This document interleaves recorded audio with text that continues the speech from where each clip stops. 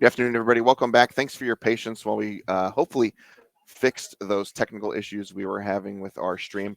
We're getting ready to jump into the second part of our stage one here, and I want to show you kind of what the format is today. As you can see, stage one is going to be round robin. So there are two pods of 8 players each. We're playing 7 rounds of round robin. We're through the first 3 modern rounds. We're getting ready to kick off round 4 through 7 of Pioneer. Again, the top 2 are going to advance to stage 3. And the bottom 2 of each pod are going to get eliminated. More on that here in a few hours as we start to sort through our tournament. I did want to give you a real quick update on where we are after the first 3 rounds before I send you down to our next group of commentators, who's going to be Joe and Mason. So with that, I actually have the standings here. So in pod 1, it's going to be a lump of 2-1s. Max, Connor, Adam, Nicole, Zach are all 2-1. Zoe and Ivan are 1-2, and then Derek's down there 0-3, but again, still alive. And as I look at pod number 2, there's actually a 3-0 player, and that's going to be Raja Suleiman at 3-0. Jesse Piper and Will Kruger all 2-1. Theo, Andrew, and Mac are 1-2, and that leaves Joseph Bernal down at 0-3. So we're going to get ready to jump down into round number 4 here. Going to hang out with Mason and Joe for a little bit as we switch commentary duo, and I'm going to let those guys kick it off for you. All right, thanks, Matt, and thanks to everyone that's here watching. Here we are moving into Pioneer. Mason Clark's here with me, and Mason, okay, Jesse and Theo kicking off things for us. Mono white versus mono green. Yeah, it feels like just yesterday we were watching the Louisville Showdown 15K where Jesse was playing against Theo's teammate Connor, playing this exact matchup. But it's a staple of the Pioneer format, and it's going to be exciting to see how this matchup plays out today. Yes, indeed. Okay, so already Theo here, no elf on turn 1. So that's Oath is okay, but that's not what you're looking for. Yeah, it makes me wonder if maybe that's a mulligan from Theo. You know, the players are knowing the matchups and not having a 2-drop as well. Theo must have some card like Lovestruck Beast in hand that he thinks is going to help with this, or we're on a serious mulligan that we just didn't quite notice here. Yeah, I mean, even a mulligan to 6, you would expect something by now. But Jesse, I'm sure, is going to be happy for the opening here, developing the board. And, Thalia joins the initiate. And, okay, yeah, decent start on one side. Not so much for Theo. Yeah, Theo had a Kiora in here. I got a picture. It looks like Kiora into Cavalier was the keep that Theo kept. It looks like he's also down a card. So that might have been a situation of like hope to draw an elf and get out of this. But yeah, with Jesse having Thalia here, she's going to be able to put the pressure on. And I think she is only stuck on 2 lands, but does have Luminarch Aspirant and Thalia's Lieutenant. So she's going to figure out how she wants to deploy these things and get the pressure going. Yeah, so Luminarch Aspirant here going to boost up every single turn the creatures, and then actually boosting both because the Nish is going to pick up a counter from that's training, right? Is the mechanic. So sizable attack here for Jesse, and Theo's got some work to do here. Yeah, Theo does have Cavalier, which is going to stall the board up a little bit here for him. But he found a Nykthos. That's a little bit of something going on, but has a Nykthos in the hand, kind of in an awkward spot. And if Jesse is able to rip the 3rd land off the top, I believe she has an Adeline in hand, maybe. So she might be able to actually work through all this. Regardless, though, she has a lot of power and brave the elements. So we're in for kind of a weird one, despite the really slow start here from Theo. It shows just how good the mono green deck is. Yeah, so you're saying with Nykthos in hand here, I mean, Theo might have actually been hoping for just a basic force and didn't even find that as a pair of Boseiju with the other lands shown. But all right, we continue on here, and well, Jesse does not appear to have found land number 3. So yeah, it looks like Jesse's maybe doing a little math. Definitely has the Adeline there, the back of the hand, to brave the elements of Thalia's Lieutenant. Planes. Oh, she does have the planes. She's just slow rolling and has another Thalia. So this might be a spot where maybe Jesse's thinking about, okay, do I play Adeline this turn? Do I play Thalia's Lieutenant? What does the brave the elements math look like? My Luminarch Aspirant's going to give me 2 more counters. She's just sort of thinking through the next couple turns because she knows, as we've learned from watching this matchup so much, that this game's going to probably end in the next 3 turns. And she needs to figure out, when am I going to brave the elements? When am I going to push that damage? Right. So, I mean, it's going to be some damage can be pushed through here at the sacrifice of a creature. So, is the consideration here, do I attack all out and just let the Cavalier eat something to push damage through to set up Brave in the future? It might be. It might be a situation, too, where Jesse's looking to play the land, play Adeline, do what you're talking about, Joe, and just push some damage. And then if she rips another land off the top, she can go Thalia's Lieutenant and Brave the elements through the Thalia attacks. However, Jesse might be playing for Theo to kill the Thalia and that would unlock her Brave the Elements plus Thalia's Lieutenant play here. And I think that might be part of what she's thinking about is like, okay, I can sort of trick quote unquote Theo into doing what I want. What's the odds Theo actually needs to get out from underneath this Thalia with a Nykthos already? Yeah, and at this point, the Thalia has pretty much done its work, and Theo's probably going to have most of the hand unlocked next turn, although it's not many cards. But let's see. What did the Oath of Nissa find on turn 1? It was the land. It was a land. Okay. Yeah, it is. I think it 2 lands, another Oath. So, doing the math here for Jesse, looks like we have 3, 7, 8, 9 damage this turn. If you play the Adelaine and no blocks happens, you're probably going to Thalia block, which means I think we're setting up for lethal on the next, assuming the Brave the Elements actually does get through everything here. Oh, and it looks like Jesse maybe wants to buff the Adelaine for a future turn, so the Cavalier maybe can't block it. Interesting. So I would imagine, convey to Theo that there's not something like Brave the Elements. Yeah. Otherwise, Jesse would be trying to push the damage now. But okay, it's going to go on. Yeah, it looks like she's decided. Yeah, and deciding not to push. Also, okay. Pretty reasonable place to be here, especially with the land off the top. And Jesse might be thinking, okay, she just did the math there. Maybe if Theo has Kiora, it's going to cost 4 mana. He's going to have to use Nykthos that time. It's going to be really hard to get Kiora plus Karn into play. And if Theo's doing that, maybe Jesse can just push through, with a Thalia's Lieutenant damage and it just doesn't matter. Right. And with the Adeline surviving with all those creatures, I mean, that's going to be, I'm not going to count it up real quick here, but that is going to be a pretty sizable attack next turn. Theo being at 14 might be enough anyway. It's actually 15 damage, if I did my math correctly real quick, if we cast Thalia's Lieutenant as well.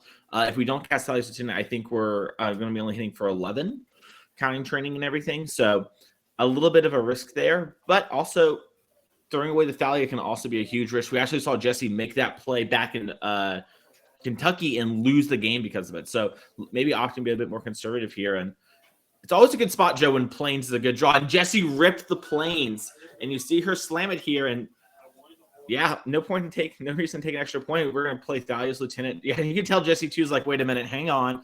I'm in champs. Let's take a little bit here and make sure I didn't miscount my mana, miscount the damage I have.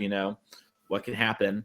But yeah, if our count's correct, she's up a game. Yeah, it looks pretty clean. In fact, it looks like there's maybe quite a bit of excess damage here.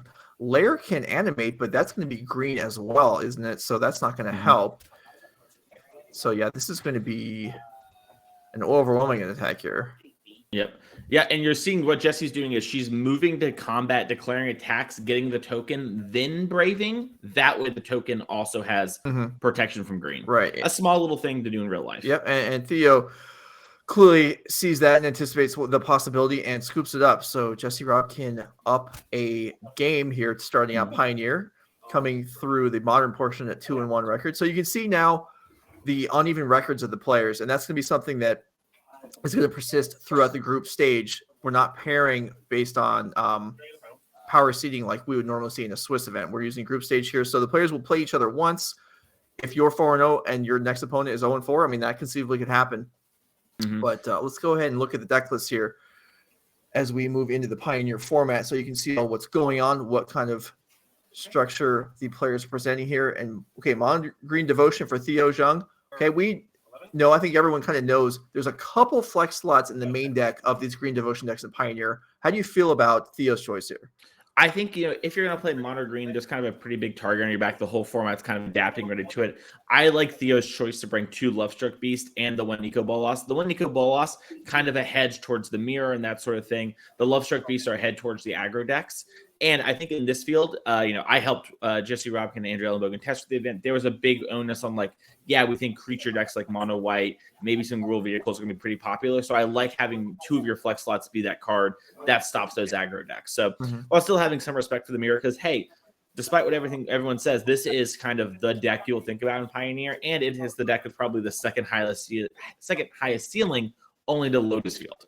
So, all right, well, let's go ahead and look at Jesse's build here, the humans deck. And the humans deck also, there's kind of the baseline expectation of what you would see in a humans deck in the dark, and this is somewhat skewed off of that as well. Yeah, Jesse has an extraction specialist. The main deck, basically, a lot of thoughts that there might be a decent number of Rakdos players, and if the mono white mirror kind of, you have the cards that you have, and you just sort of need to draw well and have good attacks and blocks, and from there it's like, okay, well, let's try and hedge a matchup that we feel pretty worried about, and extraction specialist becomes a great hedge slot there. But yeah, 2 Skyclave apparitions in the main deck, a bunch of Brutal Cathars in the main and the sideboard, which is something that I think players aren't normally used to. Typically you see like 4 Cathars main and maybe a Skyclave apparition, a little bit of a split here to sort of account for the decks that they were expecting in the field. And I think it makes a lot of sense, when you kind of look at the field at large here. I believe 23 lands here as well, which is becoming the new stock. These days, Joe, we just play more and more lands because our spells are so good and we just want to play them. And we saw how curving out can be so powerful there from Jesse in game 1. Yeah, you say these days. It's funny. If you look back, in the old days of Magic, even the Pro Tour levels, players were really skimping on the land basis compared to what players today would look at that and say it's frightening. Oh, yes. Lands players used to play. And now, really respecting the curves. Also, there's so many utility lands can be played in decks. And you can see here in the mono white deck, 7 Mutavaults, Shefet Dunes, Iganjo, castles. I mean, it's really cool the way you can fit more lands in your deck and not, give up late game oomph out of your deck. 100%. Yeah, and cards like Recruitment Officer go a long way too, in sort of being like, all right, we can use the extra mana. We have like 11 ways to do it. Let's just make sure that we curve out all the time. And if we flood a little bit, hey, if we have a Recruitment Officer, it's going to work out. So really like this deck selection. Jesse, only has a couple cards in the sideboard real quick there. She's going to bring in her Cathars and her Destroy Evils. Theo's probably not going to sideboard much. He might cut his Nico Bolas for like an Asika's Chariot. That's something you see some players do. I don't know what Theo's philosophy is on that. And we see Jesse did bring in the Skyclave apparitions, or maybe just left her a few in. They're pretty good at answering Kiora, so you don't have to actually attack that card down, which can be a very problematic card if the Modern Green player is on the play, sorry.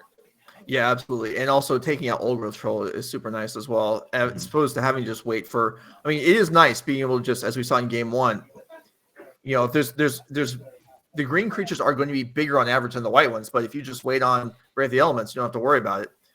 But certainly you don't always want to be doing that. It's not always going to come on top of the deck at the right time. So having some removal there is nice. So Destroy Evil, looking to take down, what's the Cavalier, Old Growth Troll are the 2 big ones. Creatures. Are we going to see a kill Full Haven?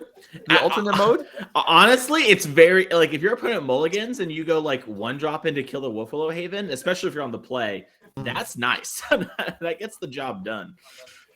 Looks like Jesse does have a 1-lander here. Maybe there's a Mutavault hiding in the middle there, but she's going to keep her 6.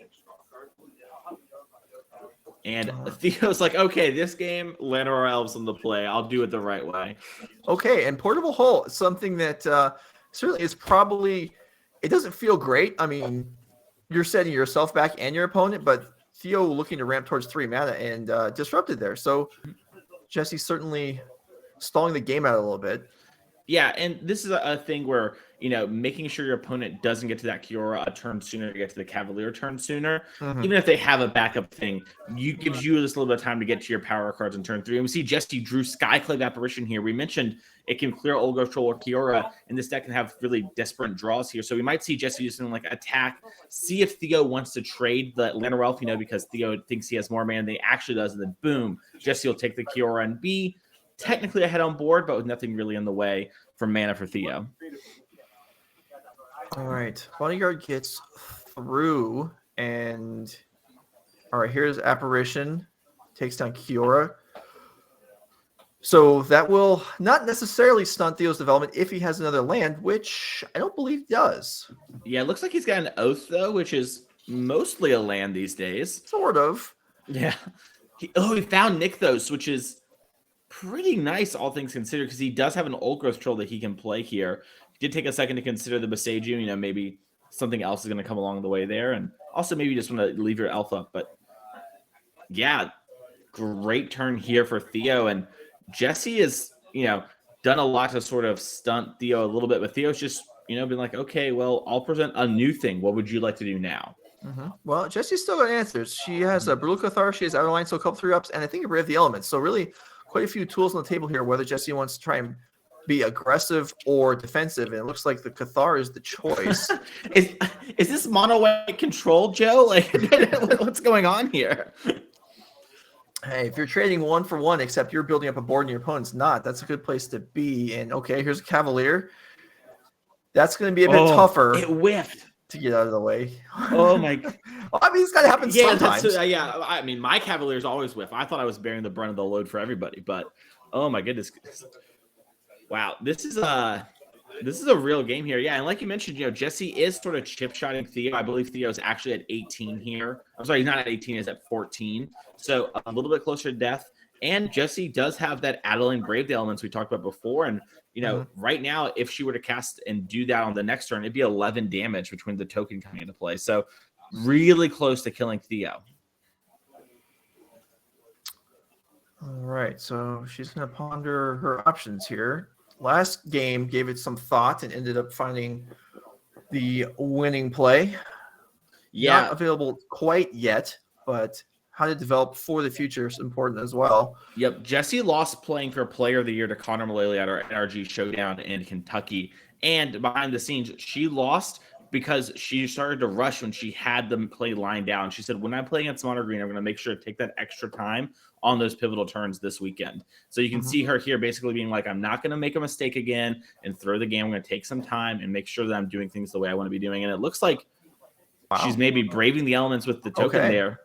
Yeah, and just pushing 7 damage, and that should drop Theo to 7. Once again, our life totals are a little bit behind. We'll get that update in just a second. Joe, I wonder if Jesse has another Brave in hand, or maybe she's just thinking the only way I can win is if I rip another Brave. Perhaps. I mean, this is if she doesn't, this is a bit surprising, as I don't think that the current attack is going to win through whatever Theo's got next turn. I mean, is it possible? Let's see. You assume Adeline gets blocked. And whatever the other biggest thing is, 2, 4, maybe with Immunivault, it's possible if Theo has nothing else, but how likely is that?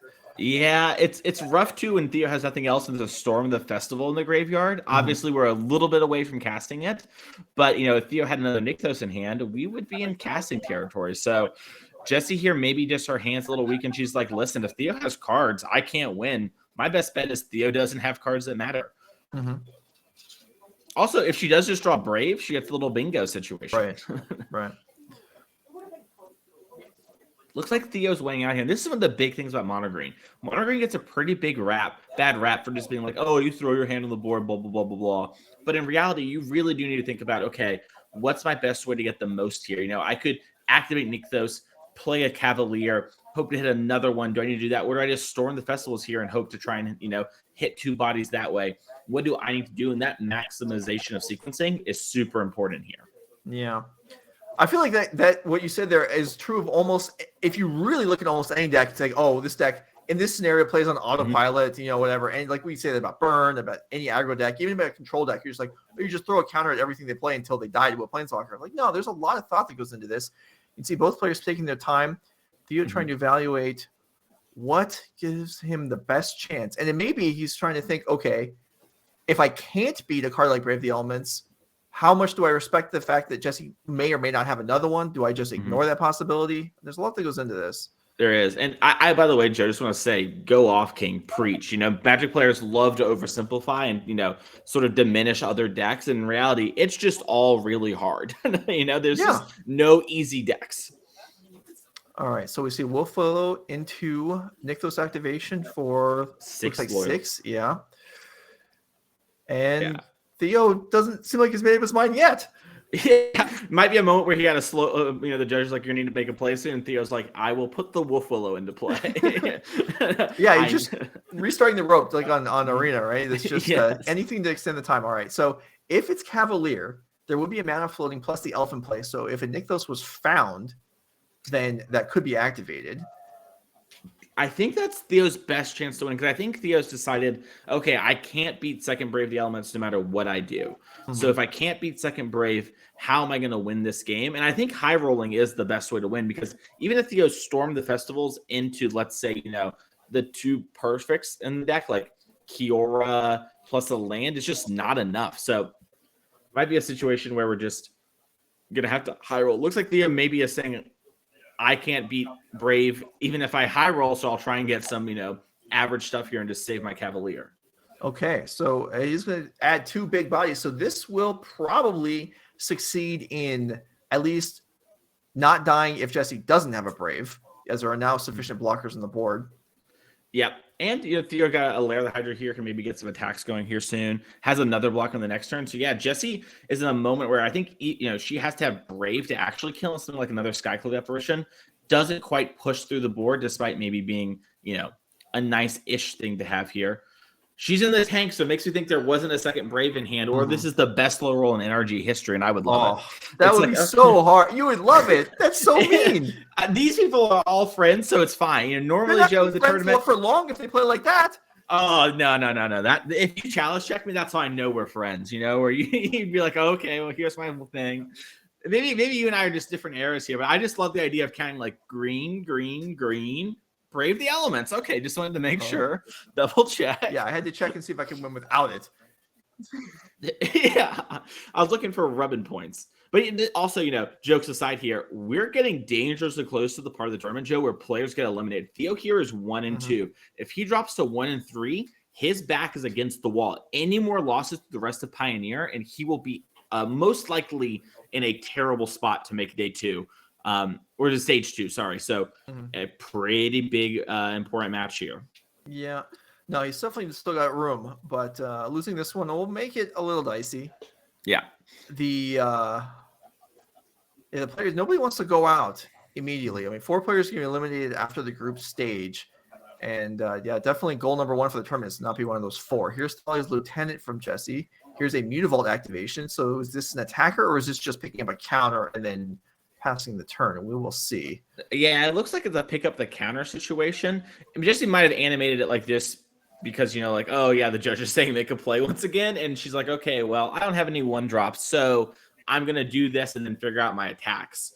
And I think her attacks aren't super great because we have 4 blockers. Adelaine's going to die when she gets attacked in. And then all your X2s are going to get blocked. And then you push 5 damage, if I'm doing the math correctly here. So it would put Theo to 2, but you would lose 3 creatures.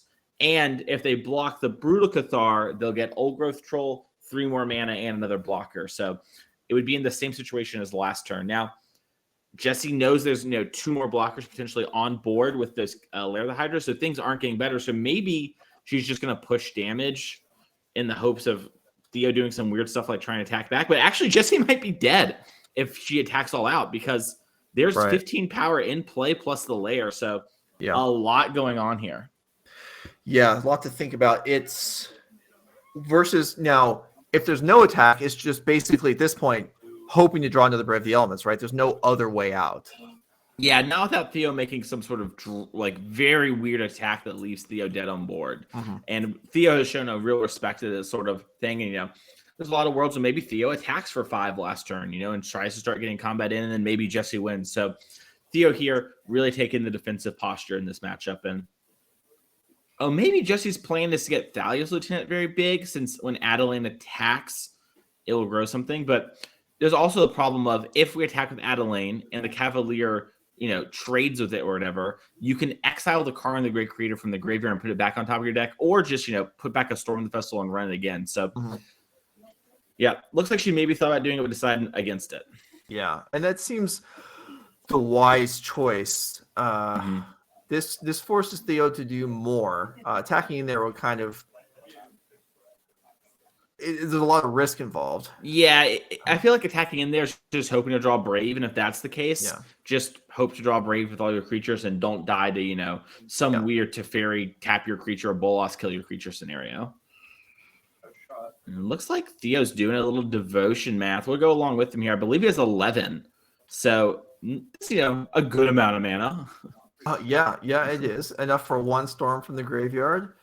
Or I'm not sure the card in hand, but certainly there's plenty of action to be had just from the graveyard. It's another Cavalier. Okay. Which, maybe Theo's doing some math with okay, once again, I haven't seen other Nykthos. I've moved through some cards. Theo knows 4 of the cards on the bottom of the deck off the Storm of the Festival. So it might be a situation where Theo is once again okay, I play Cavalier, get 3 more mana. Is that what I need in order to win if my Storm of the Festival hits well?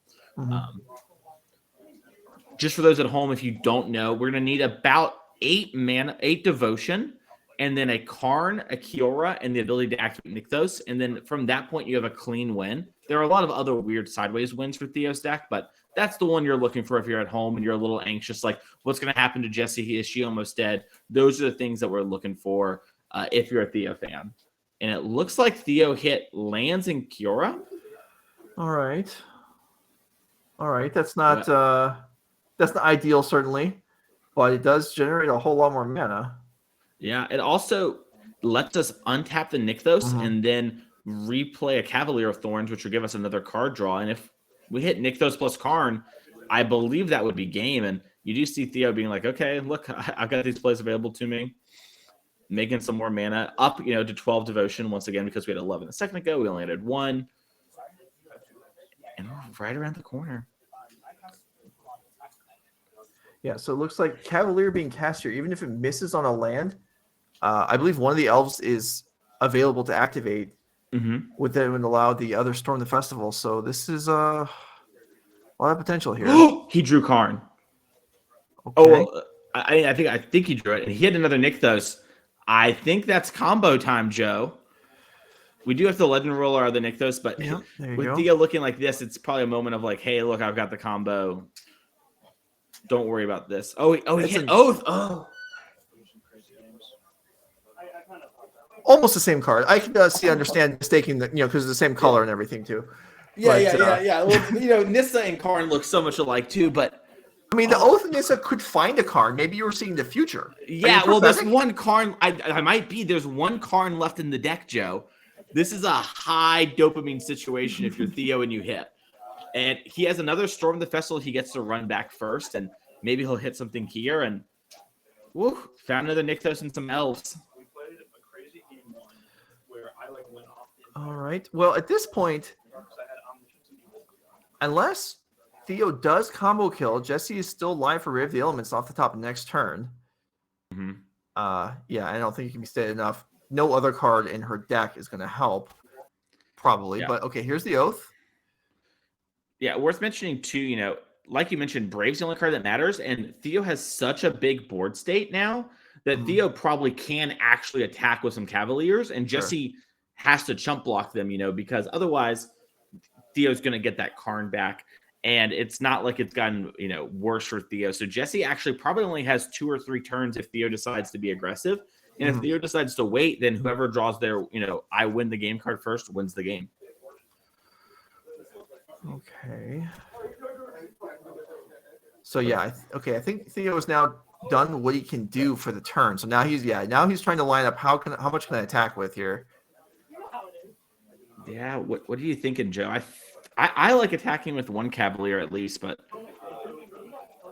yeah, and I feel like 1 layer maybe. Oh, actually, I missed that there was another Nykthos available off that Cavalier. So I guess it is layers are more reasonable as blockers as well. Yeah, maybe depending on how much mana there is here, do you just go in with 2 layers? I definitely like attacking for enough where it's like close to lethal, and there's so much devotion that's going to count in the way that was. I bet that layer attacked for about 16, and Jessie's like, okay, I'll block. And Thalia and Dauntless Bodyguard are the pickups. All right. Well, Bodyguard allows something to block for free next turn to try and find a Brave in the future. Yeah. So I guess that would incentivize Jessie to block with Immutable at this turn, since it won't get through with the Brave anyway. Is Jessie supposed to not cast a spell so it goes to nighttime and then she can flip it back to day, or make Theo not double spell? Maybe, although gobbling up another creature here, I'm not even sure is significant. Yeah, I guess I have to agree. That Moon Cleric, whatever the wolf is called, does have the +1/+1 counter on it. It kind of got moved to the side a little bit because of transforming, but it doesn't lose it. If you're there at home, it's just a kind of a moment of like, yeah, we all know we're dead if we draw the right cards, so who cares? And yeah, Theo in a little bit of an awkward spot here when it comes to playing that elf. If you do flip the Brutal Cathar back over. Yeah, Lair of the Hydra, I believe, is 100,000 power and toughness. I mean, approximately, yeah. Yeah, this might be an all I was seeing Theo get in there, potential lineup attacks here. Mm-hmm. Yeah, making inroads into the board here. I don't know that Theo can force enough blocks that Jesse doesn't have a lethal if she draws Brave, but maybe. Yeah, that is a lot of stuff. Certainly, and there's a lot of power on Theo's side of the board. Yeah, I wonder if this isn't trying to make it for that turn, but for the next turn, where if Theo pushes Jesse to 10, suddenly he has a lethal attack. Even if he only ate 2 or 3 creatures, and doesn't matter. And it's more about getting Jesse's board state shrunk for a future turn. Was there? So now the players have straightened up the board a little bit, and there isn't a counter on the Brutal Cathara backside. Do we think there should be? I thought there was, because it was played before maybe we can get someone down over there. We'll send Matt Babante and he can clean that up. But I believe that's how it was. I'll tell you this: the Brutal Cathara had a counter before, so something's wrong. All right, so here comes an attack for the Lair of the Hydra is large, and then another casual squadron of 5/5s, 5-power creatures. I think no matter what happens, something's going to chump block the Lair, and then we're probably just going to see, Thalia's Lieutenant or something block one of the other things. You can't block with Skyclave, because if you do, Theo will get a blue token, which would mean Brave the Elements isn't a lethal attack. So have to watch out for that interaction. All right, so we're going to see a block on the Lair, and then probably one of the 5/5s, and then just that will do it. So there's the Mutavault getting pushed forward. Yeah. And it looks like Jesse agrees with your line of, get the Mutavault under the bus since it doesn't work with Brave, which is heads up. And there's no, obviously you don't want to kill a Cavalier. Is there any incentive to even try and team up and kill the Lovestrike Beast? Probably not, right? Yeah, I can't imagine. Just because there's 2 layers back there. So this turn, Jesse's going to fall to 5. And then next turn, instead of making a 20-20 layer, Theo will just make 2 10-10 layers. And actually having all those bodies, it'll be essentially the same thing, and Jesse will have less blockers. So looks like she's just trying to figure out which creature is the best one to throw under the bus. And I think the Dauntless Bodyguard is essentially the same as the Thalia's Lieutenant when it comes to the sake of winning off Brave the Elements. Sure. All right, so there are the blocks. They're done. Jesse does take 15. But, as we said, Brave the Elements or bust here this turn. Mm-hmm. Yep, and then Theo untapping the Cavalier of Thorns, just getting another blocker here. And all right, well, now we cast 2 spells, so Brutal Cathar transforms back. That's actually important also, isn't it? Was there even a win without that flipping back over? I'm not sure, but we drew Deckenstone. How many of those are the same elf? So there's 2 Llanowar elves and 1 Mystic. Okay. I was going to say we might have a build your own Brave the Element situation. What is this human token? Is this is this the Lovestruck Beast other side? Yeah. No, that's why there's the 1 white creature. So that's what I was saying. If that blocks the Adeline, Brave the Elements, because Brutal Cathar on the backside wouldn't get protection either. Mm-hmm. So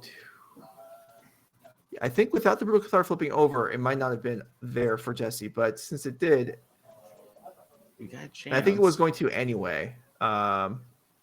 This doesn't look like.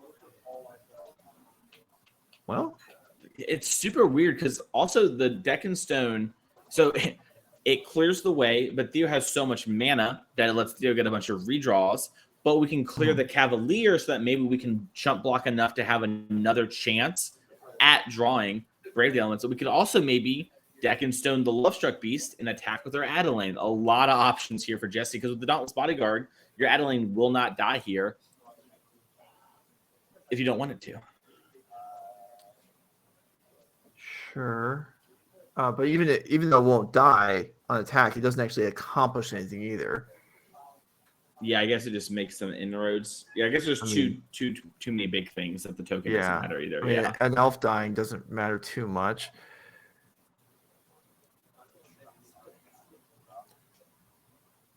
Close here.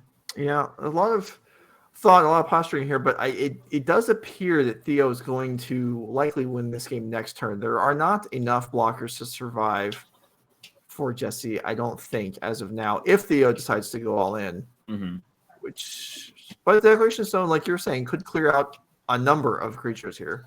If you deck and stone the Cavaliers, that removes 3 creatures, but gives Theo 3 draws. So if you remove the Lovestruck Beast, it's 2 and 2. It's just awkward no matter how you slice it. Yeah. Okay, it's going to be the beasts. So this doesn't reduce devotion by as much, and does generate 2 clues. So Theo will have to decide, although he probably has enough that it doesn't matter, choosing to use mana on breaking clues or on animating Lair of the Hydras. But yeah, he's just got so much, and Jesse's only at 5, so the Lairs don't need to be bigger than 5/5 anymore. Yeah, it looks like Jesse's attacking with the Adelaine, trying to minimize the board a little bit. I guess basically saying like, hey, you have to, because it's a 5 toughness thanks to the token, Theo's going to have to block with 2 things, and so this is better than having 1 blocker. One of those moments where this is technically correct.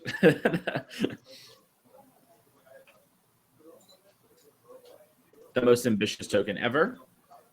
It did trigger a Thalia's as well, which is like, low-key nice. All right, there is a block. So actually, it's going to trade. Even the token's going to trade off. I'm a little surprised Theo blocked the token instead of just taking 1. But I guess 1 life doesn't really matter. 1 elf may not matter either. Yeah, I don't know. I would need to think about it more. I assume 1 mana is worth more than 1 life, despite having all of this. And I guess it's 2 mana, really, because it's a devotion plus it's an elf. Oh, it's Ancient Tomb? I'm all in on taking 1. Hit me. All right, it's clue-in time. Draw might have been Kiora there. Yeah. So Theo has 4 lethal attackers, right? We have the 2 Cavalier Thorns and the 2 Lair of the Hydras. Jesse has 4 blockers, and we have 3 other creatures. So if Theo all-out attacks, Jesse has to block all of the 5/5s, then we'll take 3 from the 1/1s and go to 2 and essentially die on the next turn. Yeah. Looks like Theo picked up Nico Bolas, which will clear one of the blockers. And I believe thanks to Kiora untaps, we have enough devotion to play Nico Bolas, kill a blocker, then animate our 2 Lairs for 5/5s and attack for lethal. Theo's going to take a second to double check the math here. I once again did some quick math, so I could be off there, but Wolfwillow Haven should generate you up a mana once you play it and use your Kioras. You also have play a Kiora from hand as like a weird, I'm going to generate even more mana. We're going to have to go to game 3. I wonder if Jesse's going to change up her play draw sideboard. We saw she had a lot of stuff this game, right? She went Portable Hole, into a creature, into Skyclave that first junior thing, into Brutal Catharter thing, and sort of fell behind. But if she was on the play, that would be basically good enough.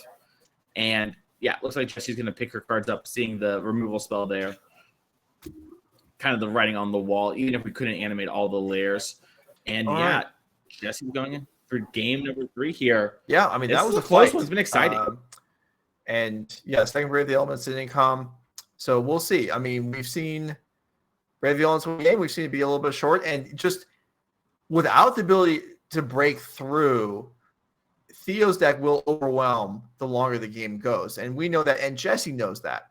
So like you're saying, so you were talking about speculating on different sideboarding. So you're thinking Portable Hole is worse when you're going first? Yeah, I'm not exactly sure. I would need to think about it a little more. I haven't thought of that too much recently, but you could argue that it's worse because you just want to put the initiative on them and start pressuring like it's Legacy with the old initiative there. And, you just want to kind of curve out, and it doesn't really allow for that. And it doesn't really catch that much that like attacking just wouldn't be better than, except for Wolfwillow Haven and Kiora interactions. But it feels to me like that's a situation where maybe the Portable Hole isn't always supposed to stay on the play. It might be a situation where maybe Jesse trims a Portable Hole and brings back in one of her other cards. 1 drop followed by Portable Hole and another 1 drop seems pretty good. Otherwise, the 2 drops like Thalia on turn 2 is basically just as good as Portable Holing an elf. So. Yep.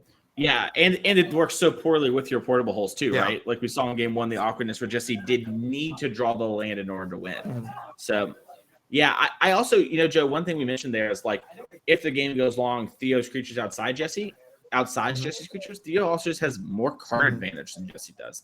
He sees more material. So there is a lot of pressure on Jessie to sort of end this game by turn 5-ish here, as we see her and Theo both going to 6 here.